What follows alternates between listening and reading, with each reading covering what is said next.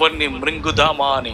వాడు ఆ మార్గములో నిలవలేడంట, ఆ మార్గంలో ఉండడంట. కారణం ఏమిటంటే అది నీతి కలిగిన మార్గము, అది రాజ్య మార్గం అయి ఉన్నది. సాతానుడండి నన్ను శోధిస్తున్నాడండి. ఏముంటే శోధిస్తాడు నీ కాడ? ఏముంటే శోధిస్తాడు చెప్పు. నీ కాడ ఏమైనా ఒక సమర్పణ ఉందా? ఒక ప్రతిష్టత ఉందా? నీ బ్రతికేమన్నా బాగుందా? నీకు పేరు ఒకటే పేరు. ఏం పేరు? విశ్వాసి. ఏం పేరు? విశ్వాసి.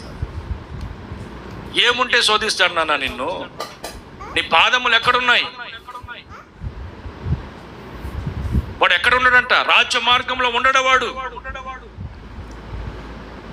నీతి మార్గంలో ఉండడవాడు.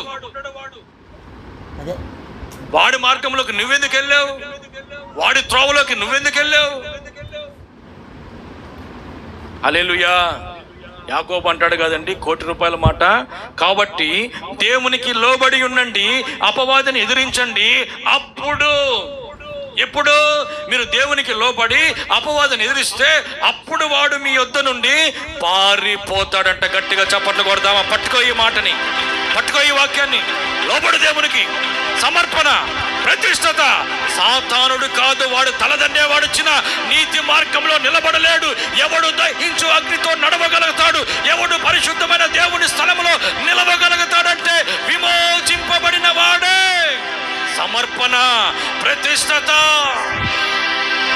జరిగినా జరగకపోయినా, బాగున్నా బాగలేకపోయినా ఒక సమర్పణ, ఒక ప్రతిష్టత కలిగిన వాడే ఆయన మార్గములో నిలబడతాడు.